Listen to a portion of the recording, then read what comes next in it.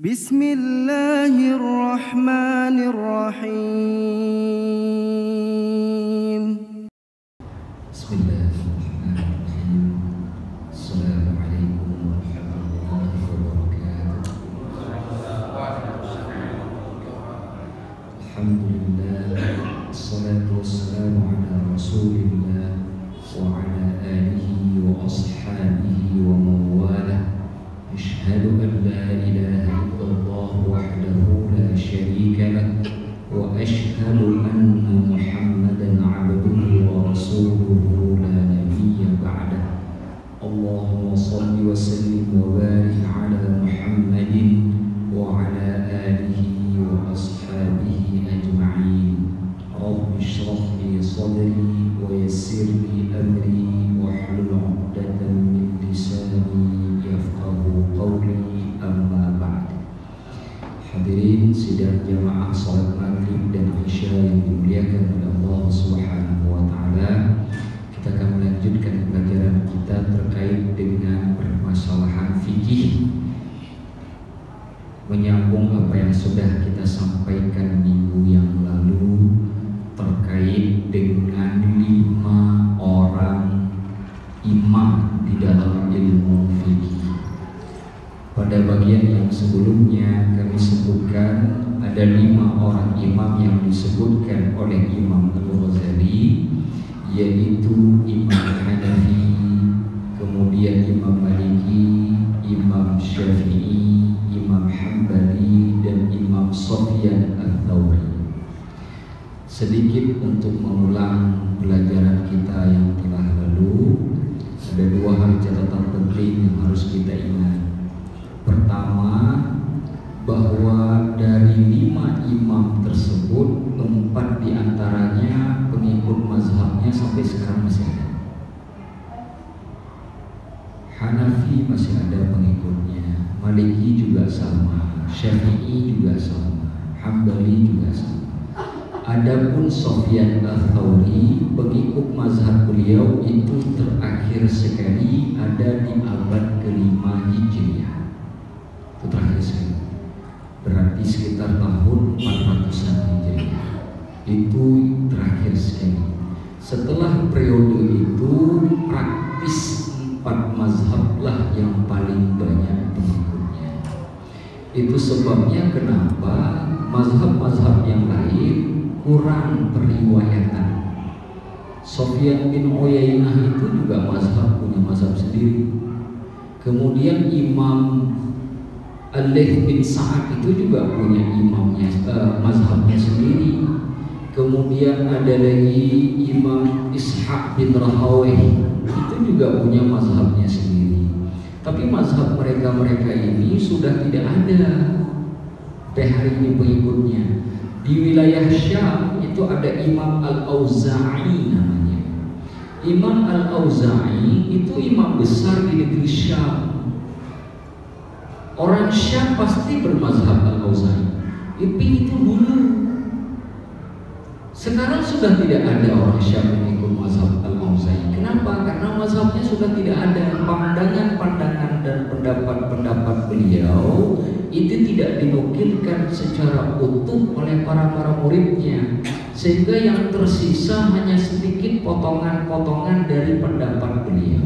Dalam bab sholat sedikit, dalam bab puasa sedikit, dalam bab akidah sedikit. Tidak ada lagi yang utuh dibandingkan dengan 4 mazhab ini.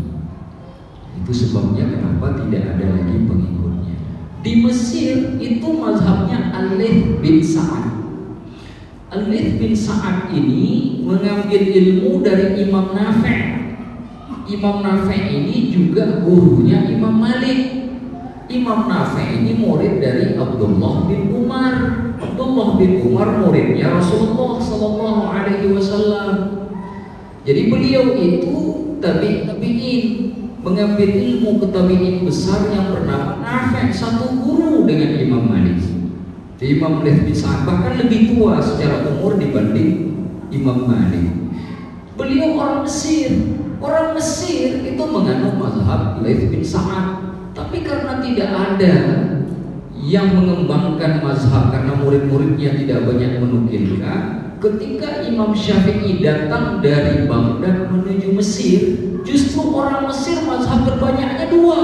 Satu mazhab Hanafi, yang kedua mazhab Maliki. Itu masa Imam Syafi'i datang ke Mesir abad ketiga Hijriah. Justru orang Mesir itu mazhabnya satu, mazhab Imam Hanafi, yang beliau berasal dari Kufah di Irak. Sedangkan mazhab yang kedua mazhab Maliki. Mazhab Maliki ini merupakan mazhab orang-orang Madinah karena beliau adalah imam dari hijrah. Nah, itu cara memahami sejarah negeri ini. Hanya saja yang empat masih bertahan sampai sekarang, sedangkan yang satu sudah saya tidak diketahui.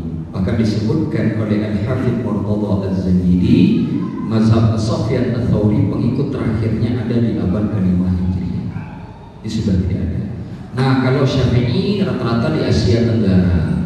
Nah, itu rata-rata Syafi'i. Indonesia, Malaysia, Brunei, apalagi Patani, Thailand, Moro, Filipina, itu rata-rata Syafi'i. Kemudian kalau di negara lain di wilayah Yaman, nah itu Syafi'i. Tapi begitu kita nyebrang ke India, ke Pakistan, sudah mazhab Hanafi. Orang Mesir itu juga pakai mazhab Hanafi dalam hari-hari di Mesir. Tetapi fatwa, tapi mereka lebih banyak mengikuti Dewan Fatwa Mesir. Nah, tapi mazhab masyarakatnya lebih banyak ke Hanafi. Di Afrika Utara, Tunis, Maroko, Libya, Aljazair, itu mazhabnya Maliki. Hambali di Saudi. Nah, seluruh Saudi kalau bapak pergi ke Mekah, Madinah, itu mazhabnya Hambali. Jadi kita harus tahu penyebaran ini supaya kita tahu karakter, karena ibadahnya nanti beda-beda. Saya kasih contoh. Bapak kalau pergi ke India, itu orang India kalau sholat subuh itu di akhir waktu, Bang, bukan di awal waktu. Kalau kita masih gelap kan sholat subuhnya, di India sholatnya sudah agak terang. Karena dalam mazhab Hanafi, sholat subuh terbaik itu di akhir waktu. Jadi sholatnya pas agak terang, bukan lagi gelap. Kalau kita di mazhab Syafi'i atau mazhab Maliki, mazhab Hambali di awal waktu, makanya masih gelap. Nah, itu karakter-karakter itu kita harus tahu, pemahamannya harus tahu. Sehingga dengan banyaknya ilmu yang kita kuasai, ketika kita pergi ke satu tempat, tidak mudah kita menyalahkan sesama muslim. Ini sholat subuh kok sudah terang begini, ini mazhab apa, ini mazhab sendiri. Enggak, itu mazhab Hanafi. Jadi ketika kekurangan pemahaman kita terhadap sesuatu pendapat ulama tidak kemudian menjadikan kita lebih benar. Jadi itulah pentingnya ilmu. Wallahu a'lam bishawab. Baik, disebutkan kemudian oleh Imam Al-Ghazali dalam kitab beliau Ihya Ulumuddin. Kata beliau, qala al-musannif rahimahullah wa nafa'ana Allah bi'ulumihi fid dharain amin. Wa kullu wahidin minhum, setiap dari mereka ini yang 5 tadi itu, kana 'abidan, itu adalah ahli ibadah. Ahli ibadah. 5-5-nya ahli ibadah. Nanti kita akan lihat bagaimana kekuatan ibadah mereka, akan diceritakan nanti pada bagian selanjutnya. Yang kedua, zahidan, orangnya zuhud. Zuhud, Pak. Bagaimana zuhud? Zuhud itu bukan berarti tidak boleh punya harta, bukan berarti nggak boleh kaya. Boleh kaya, tapi jangan sampai penggunaan harta kekayaan kita itu melampaui batas yang kita perlukan. Nah, itu tidak lagi zuhud. Kalau baju yang kita butuhkan hanya 15 lembar, kalau kita beli sampai 60, hilang zuhudnya. Kalau makan kita hanya 1 piring, lalu kita makan 2 piring setengah, yang 1,5 itu menghilangkan zuhud kita. Kenapa? Karena itu bukan lagi bagian kita. Makanya orang seperti Amr bin Abdurrahman bin Auf, Uthman bin Affan, itu bisa juga menjadi orang yang zuhud meskipun kaya. Kenapa? Karena orang seperti Uthman bin Affan, para malaikat itu malu dengan sahabat Nabi tersebut, dengan menantu Rasulullah tersebut. Malu. Apa sebabnya malaikat malu dengan Utsman? Saking besarnya infak di jalan Allah membuat para malaikat malu. Kita, kalau malaikat lihat kita geraknya kita ampun mungkin. Itu malaikat melihat Utsman malu, Pak. Saking banyaknya nafkah di jalan Allah. Orangnya kaya, tapi memanfaatkan kekayaan untuk dirinya hanya yang dibutuhkan. Yang tidak dibutuhkan dia serahkan di jalan Allah. Dia bantu fakir miskin, dia bantu rumah Allah, dia bantu pendidikan yang mengajak kepada jalan Allah. Dia bantu.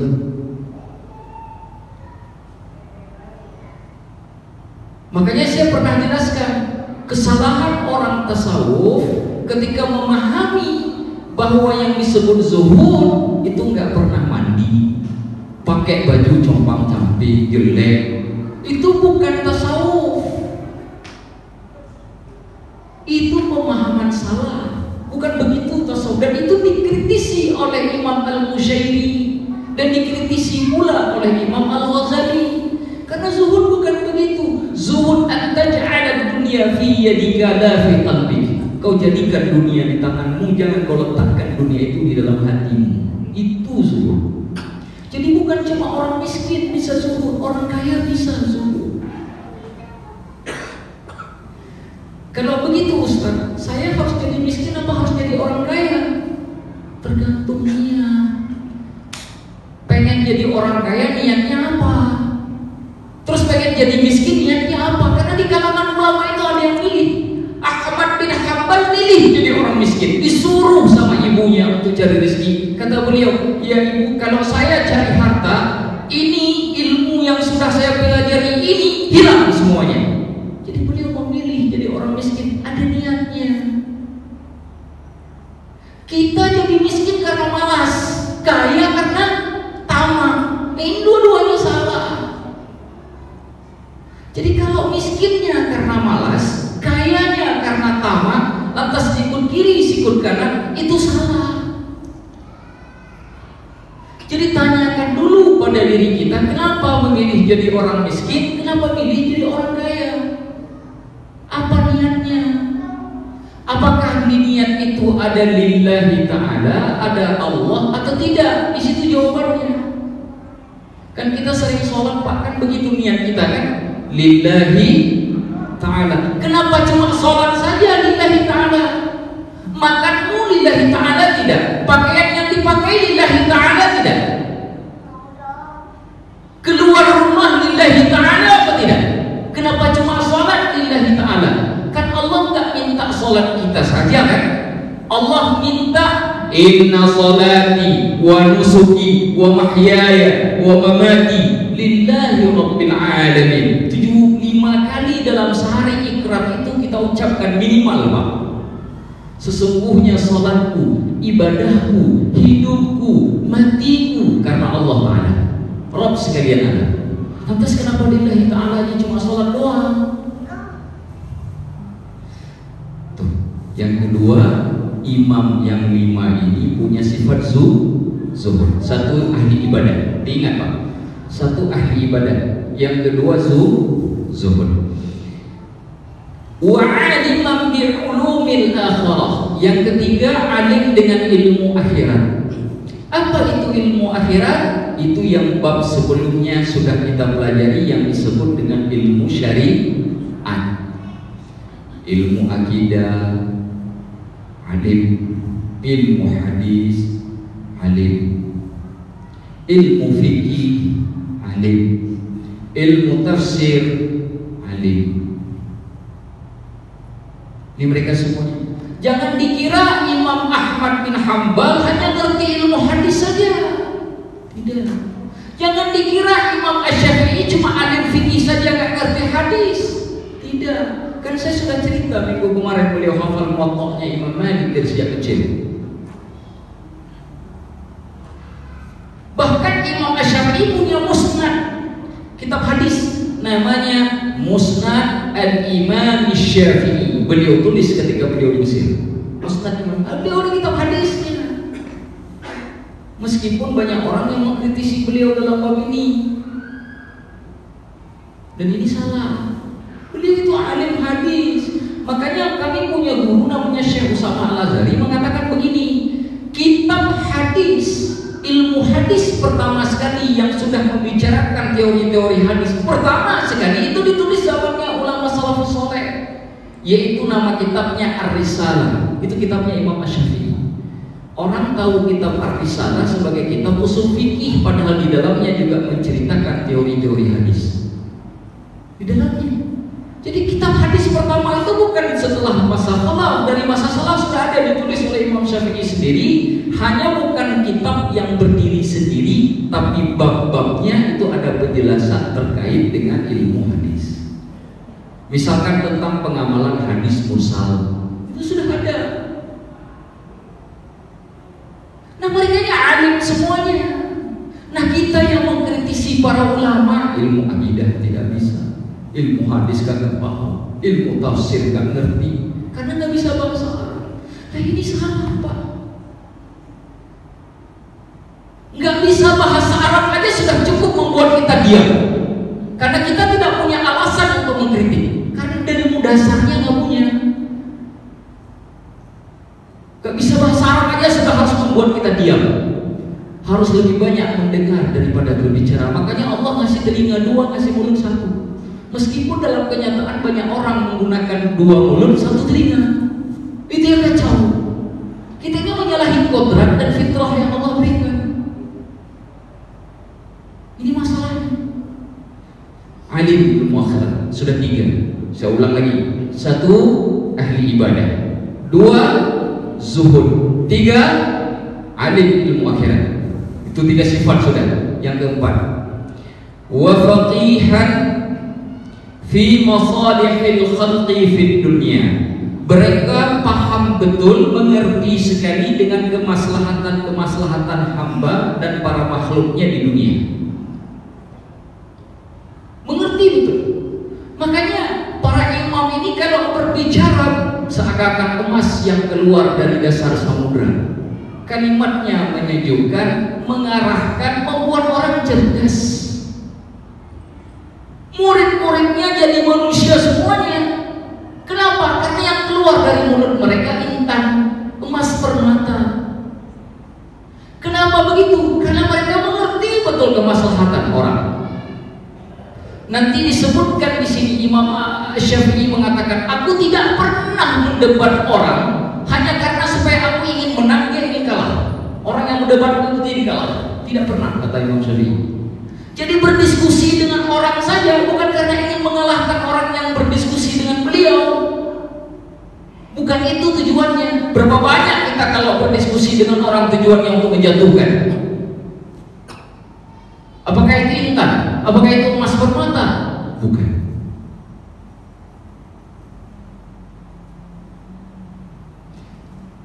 Mereka mengetahui kemaslahatan para hamba di dunia. Sudah berapa waktu? 4. Saya ulangi, biar hafal. Rasulullah itu punya satu syarat, saya bagi rahasianya. Nabi kalau menyampaikan sesuatu minimal mulainya 3 kali. Nabi kalau menyampaikan sesuatu minimal mulangnya 3 kali. Untuk apa? Supaya orang mengerti dan paham. Ini saya sudah lebih dari 3 kali, udah 4 kali. Kalau nggak paham juga, subhanallah kita ini. 1, ahli ibadah. 2, zuhud. 3, alim dengan ilmu akhirat. 4, paham dan mengerti kemaslahatan hamba di dunia. 4. Yang kelima, yang terakhir, wa muridan bi fiqhihi wajh Allah ta'ala, dengan ilmu fikihnya yang mereka harapkan adalah ridha Allah. Saya ulangi, dengan ilmu fikih yang ada bersama mereka, yang mereka inginkan hanya satu, ridha Allah. Pak, kalau kita cari ridha manusia nggak akan pernah dapat. Sebaik apapun yang kita lakukan mesti ada yang membenci. Sebaik apapun pekerjaan kita mesti ada yang tidak senang. Teman kita tuh nabi kita dibenci orang. Lah kita siapa kemudian harus bikin syarat saya mau melakukan kebaikan ini kalau semua orang senang? Kita siapa? Orang nabi saja ada yang musuhi. Lah itu kan ada Abu Lahab, kan ada Abu Jahal itu yang paling terkenal, dua Abu yang paling menentang Nabi itu. Tapi Rasulullah juga punya Abu yang membantu, yang menolong. Abu Bakar As-Siddiq, Abu Umamah, Abu juga, tapi membela Nabi. Yang sebelah sana yang membenci, yang sebelah sini membela. Siapa kita mencari ridho manusia? Maka tahu betul para imam itu, apapun yang mereka miliki, ilmu yang mereka punyai, tidaklah untuk mengharap orang pujian dari orang, tidak mengharapkan orang ridho, karena yang mereka harapkan adalah ridhonya Allah. Nah, Imam Syafi'i itu ketika pergi ke Mesir itu juga ada yang benci, bahkan di atas mimbar masjid itu ada yang menghina beliau. Tapi ketika beliau meninggal, sudah berapa lama Imam Syafi'i meninggal dunia, sampai namanya kesini, bahkan mazhabnya dianut di Pondok Bambu, yang Imam Syafi'i nggak pernah datang kemari. Coba bayangkan, dari mana bisa seperti itu? Ridho manusia apa ridho Allah? Ridho Allah. Cukup Allah bagi kita. Jadi apapun yang kita lakukan, ridho Allah. Apapun yang kita kerjakan, ridho Allah. Fahadihi khamsu khisalin, inilah 5 bagian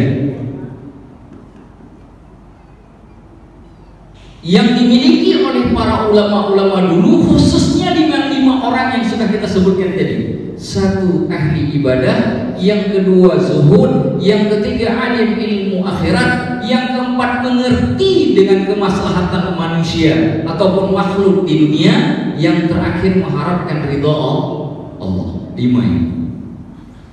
Dari 5 ini Pak, 4 untuk akhirat, 1 milik dunia. Dari 5 ini Pak, ahli ibadah akhirat, zuhud akhirat, ilmu akhirat akhirat, mengharap ridho Allah akhirat, kemaslahatan dunia hanya itu yang di dunia. 4 akhirat, 1 dunia. Kita 10 dunia, setengah akhirat.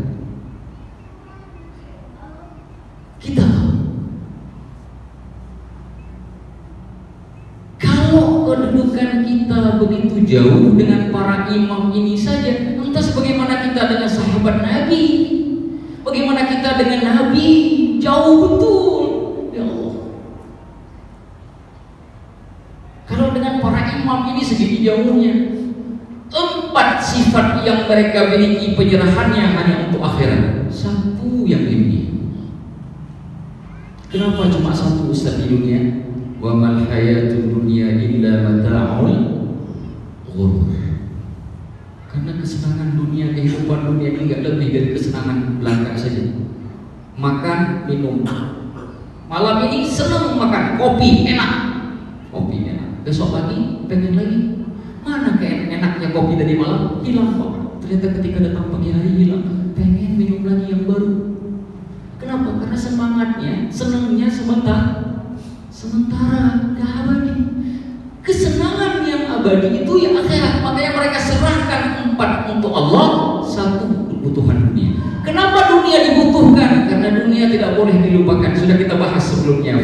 Dunia mazra'atul akhirat. Dunia itu tempat bercocok tanam untuk akhirat. Kalau lupa dunia bagaimana? Kita cocok tanamnya untuk akhirat. Begitu kira-kira. Ittaba'ahum fuqaha'ul 'asri. Para ahli fikih hari ini mengikuti mereka. Ini kata Imam Al-Ghazali, berarti masa mereka, masanya beliau. Beliau hidupnya kapan? Abad ke-5 Hijriah. Berarti masa abad ke-5. Abad ke-5 itu kalau dihitung Masehi berarti lebih kurang abad ke-12 Masehi, lebih kurang. 12 Masehi, kita sekarang berapa? Sudah 20 ya? 21 ya? 21 kita sekarang Pak. Berarti kalau 12 ke 21 berarti sudah 9 abad. 900 tahun lebih kurang. Masa itu sudah banyak ahli fikih yang mengikuti imam-imam ini dalam sifat-sifat mereka, min jumlatiha ala khuslatin wahidah. Tapi sayangnya mereka hanya mengikuti satu bagian saja. Dari 5 tadi cuma 1 yang diambil. Kata Imam Al-Ghazali, wa hiya tashmir wal mubalaghatu fi tafari'il fiqh, yaitu berusaha keras untuk mengembangkan ilmu fikih, melahirkan cabang-cabang baru. Itu saja yang diikuti. Mengharapkan ridha Allah sudah hilang. Ini kata beliau. Kenapa? Mungkin karena terlalu terpengaruh dengan kehidupan dunia, senang dipuji, takut dicaci. Mungkin. Sehingga ini saja.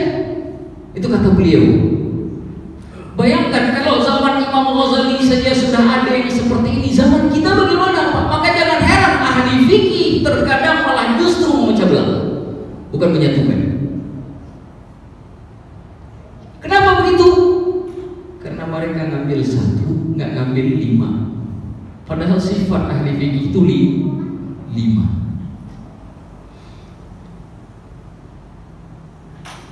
Li'anna al-khisal al-arba' la tasluhu illa lil akhirah. Sedangkan yang 4 bagian tadi tidaklah cocok, tidaklah bisa digunakan kecuali untuk akhirat saja. Ahli ibadah, zuhud, ilmu akhirat, mengharapkan ridha Allah, itu hanya untuk akhirat, nggak bisa dipakai di dunia. Supaya bisa pakai dunia cuma 1 tadi, yang 1 itu yang diambil. In urida bihal akhirah wa hadhihi al-khislatul wahidatu tasluhu lid-dunya wal akhirati in urida bihal akhirah. Yang bagian yang 1 ini dia bisa cocok untuk dunia, bisa juga dipakai untuk akhirat dengan niat dapat akhirat. Mencari kemaslahatan hamba di dunia ini, bisa manfaat di dunia dan juga akhirat secara bersamaan. Tapi niatnya harus untuk cari akhirat. Bagaimana cara akhirat? Ada analogi yang diberikan oleh para ulama. Jadikan dunia, lihat dunia seperti bayangan. Bayang kita Pak.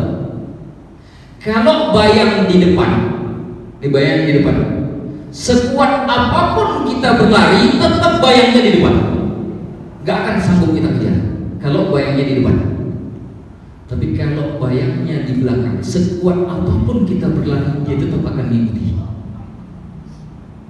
Orang yang ngejar dunia, meletakkan dunia di depan seperti bayangan di depan, dia kejar dunia sampai mati, tidak akan dia dapat. Sampai kapan dia kejar, tidak akan dia dapat. Maka berapa banyak orang yang mengumpulkan harta kekayaan, kekayaannya sudah dia dapat, belum sempat dia mati, sudah masuk kubur duluan. Berapa banyak? Kenapa? Karena dihentikan dunia seperti bayangan yang berada di depannya. Tapi kalau dunia dibawa ke belakang Pak, akhirat yang di depan, sekuat apapun kita berlari, dunia ngikutin Pak. Makanya jangan heran kata Allah di dalam Al-Quran, wa may yattaqillaha yaj'al lahu makhraja. Barang siapa yang bertakwa kepada Allah, Allah jadikan solusi untuk setiap masalah yang dia miliki. Apapun masalahnya, Allah yang kasih solusi. Setelah Allah kasih solusi, wa yarzuquhu min haitsu la yahtasib. Allah kasih rezeki kepada dia dari jalan yang tidak pernah dia sangka-sangka. Kita cari kerja nggak dapat Pak. Anak masuk rumah sakit, telepon sana telepon sini, duit nggak dapat. Tiba-tiba ada teman baru dapat rezeki. Saya dengar anakmu di rumah sakit, saya ada duit segini, saya bagi. Yarzuquhu min haitsu la yahtasib. Yang telepon tadi nggak ada tuh kita teleponin. Tapi justru yang tidak kita teleponin terkadang itu yang menelpon kita. Apa rahasianya? Awal ayat, man yattaqin yattaqillah. Itu rahasianya. Jadi kalau cari dunia sampai kapanpun nggak dapat. Tapi kalau cari akhirat, dunia dan akhirat bersamaan akan dia dapat. Kesalahan kita dalam hidup karena kita menganggap bahwa kita baru dapat dunia kalau kita berusaha keras. Itu kesalahan kita. dunia. Berapa banyak pemimpin yang sudah naik jabatan tapi hari ini terlupakan, bahkan suara namanya malah dicaci maki di seluruh negeri. Tidak kita lihat Hitler? Hitler seluruh dunia mencaci dia. Firaun seluruh dunia mencaci dia. Namrud seluruh dunia mencaci dia. Adakah hari ini pemimpinnya lebih besar kekuasaannya seperti Namrud dan Firaun? Ada tidak? Tidak ada, Pak. Lihat kekuasaan yang diberikan oleh Allah kepada mereka berdua tidak membuat mereka kemudian dipuja-puji. Ternyata dia sudah meninggal dunia jauh dari masa Rasulullah kita lahir. Apalagi dengan zaman kita masih tetap aja ada yang mencaci maki. Tapi Allah juga ngasih dua kekuasaan kepada dua orang yang besar. Satu Nabiullah Sulaiman, yang kedua Dzulqarnain. Dzulqarnain yang disebutkan di dalam surah Al-Kahfi. Kemana mereka berdua? Telah tiada, kembali kepada Tuhannya. Tapi namanya sampai hari ini masih dipuja-puji, disebut. Setiap kita menyebut Nabiullah Sulaiman selalu ada kalimat di belakangnya, alaihi salam, salam Allah untuk Nabiullah Sulaiman. Siapa yang menentukan itu semua? Kita? Tidak. Allah.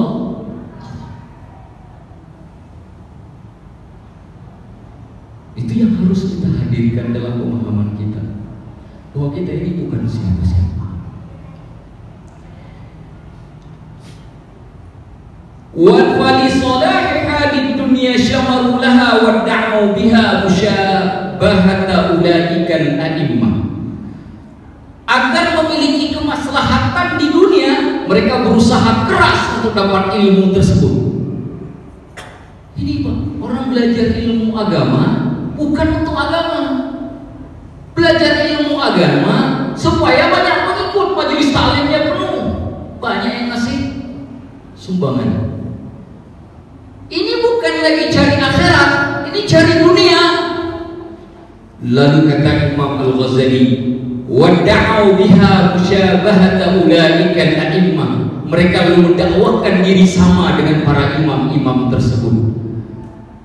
Wahai an tuqasal malaikatu bil haddadi.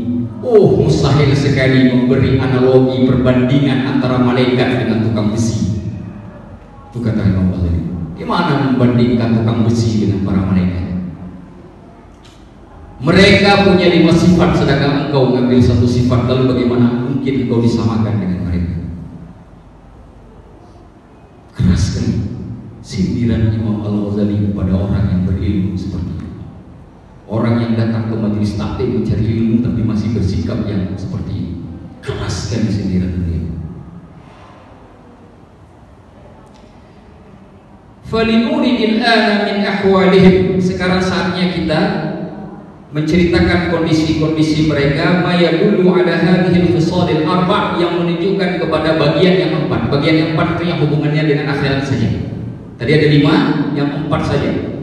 Fa inna ma'rifatuhum bil fiqhi zahirah, sedangkan pemahaman mereka tentang fikih itu sangat sudah terlihat jelas. Amman Imam Syafi'i, beliau mulai dengan Imam Syafi'i. Kenapa beliau mulai dengan Imam Syafi'i? Karena Imam Al-Ghazali mazhabnya mazhab Syafi'i. Beliau menulis kitab fikih di dalam mazhab Syafi'i. Ada 3 kitab fikihnya. Pertama disebut Al-Basir. Kitab Al-Basir. Ini kitab yang diringkas dari kitab gurunya. Kemudian beliau ringkas lagi kitab Al-Basir dengan kitab yang lain, nama kitabnya Al-Wasil. Lalu kitab Al-Wasil ini diringkas lagi oleh Imam Al-Ghazali, disebut kitabnya dengan kitab Al-Wajiz. 3 kitab fikih ini masyhur bagi penuntut ilmu. Beliau juga menulis kitab di dalam bab usul fikih, diberi nama Al-Mustasfa. Orang yang menuntut ilmu pasti tahu kitab ini. Imam An-Nawawi ketika menulis kitab Al-Majmu' Syarhul Muhadzab, di bab pengantarnya menulis ada 2 kitab yang merupakan karya fenomenal dalam mazhab Syafi'i, kata beliau. 1 kitab Al-Basitnya Imam Al-Ghazali, yang kedua kitab Al-Muhadzab karangan Imam Asy-Syirazi. Beliau ketika menulis kitab Al-Majmu' mensyarah memperjelas kitab Al-Muhadzabnya Imam Asy-Syafi'i, tetapi juga menukilkan pendapat Imam Al-Ghazali di dalamnya. Jadi kalau ada orang bilang Imam Ghazali begini, begana, Imam Ghazali itu ahli fikih. Itu yang bisa sampaikan. Bagaimana mungkin ahli fikih kemudian disamakan dengan tukang besi? Kembali lagi kesindiran tadi. Karena ada yang menghina Imam Ghazali, Pak. Ada yang mengatakan tak layak dipelajari kitab-kitabnya Imam Al-Ghazali. Subhanallah, la haula wa la quwwata illa billah. Beliau itu ahli fikih, bukan ahli sembarangan. Dan yang mengatakan itu belum tentu ahli fikih. Semoga kita tidak terperangkap dengan hal-hal seperti itu. 17:22. Baik, saya baca satu saja. Amal Imam Syafi'i, adapun Imam Asy-Syafi'i rahimahullahu taala, semoga Allah merahmati beliau, fayadullu ala annahu kana 'abidan, ditunjukkan bahwa beliau itu ahli ibadah. Yang pertama itu ahli ibadah. Ma ruwiya annahu kana yuqassimul laila thalathata ajza'in. Beliau kalau malam hari itu dibagi 3 bagian. Malam itu dibagi 3 bagian oleh Imam Al-Ghazali, oleh Imam Asy-Syafi'i. Thulutsan lil ilmi, sepertiga yang pertama itu untuk ilmu.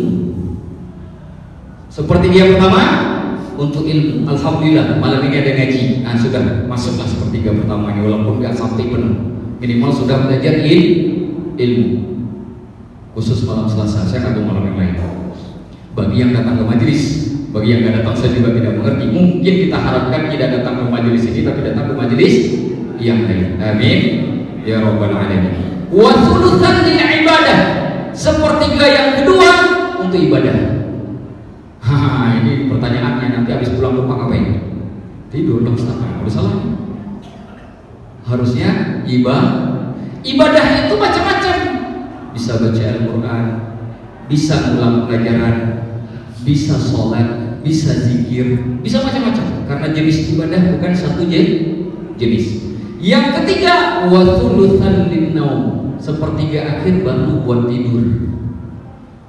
Jadi tidur mereka dulu nggak lama-lama, Pak. Kalau kita kan tidur dari jam 9 sampai jam 4 ya, 10, 11, 12, 1, 2, 3, 4, 7 jam kita tidur. Lama itu, Pak. Ulama dulu tidurnya 3 jam, 4 jam. Kalau yang sudah tua-tua nggak apa-apa lah, kawannya kegiatan. Tuhurnya masih bisa ibadah. Ini kalau kita yang sudah nggak kerja kayak ini, kalau tidur terus bahaya, Pak. Kan kalau kita lagi tidur, malaikat mau datang. Nah, ini malah kacau. Maka kita butuh dekat dengan Allah dengan zikir. Zikir nggak perlu besar-besar, bisa dalam hati. Astagfirullah. Lagi duduk di ruang tamu sambil ngopi. Setiap satu kopi istighfarnya 10 kali. Kalau satu gelas itu 10 toko, udah 100 istighfar. Subhanallah, luar biasa ya. Semoga kita semua bisa menjalani ibadah dengan baik. Amin. Semoga Allah ampuni semua dosa kita. Allah berikan barakah, Allah kuatkan kita, diberikan sifat istiqomah dalam ibadah, dalam ilmu, dalam ketaatan, dan juga dalam kebaikan. Kita doakan kepada Allah dengan barakah yang Allah turunkan tersebut, kita bisa mengakhiri hidup ini dengan husnul khatimah. Ada hadhihi niyyah wa kulli niyyatin shalihah. Al-Fatihah. Alhamdulillah rabbil alamin. Iyyaka na'budu wa iyyaka nasta'in. Shalllallahu alaihi. A'udzu billahi minasy syaithanir rajim. Bismillahir rahmanir rahim. Alhamdulillahi rabbil alamin hamdan yuwafi ni'amahu wa yukafi'u mazidah. Ya Rabbana lakal hamdu kama yanbaghi li jalali wajhikal karim wa 'azimi sultanik. Rabbana ighfir lana. Allahumma salli wa sallim wa barik ala Muhammadin wa ala alihi wa ashabihi ajma'in. Rabbana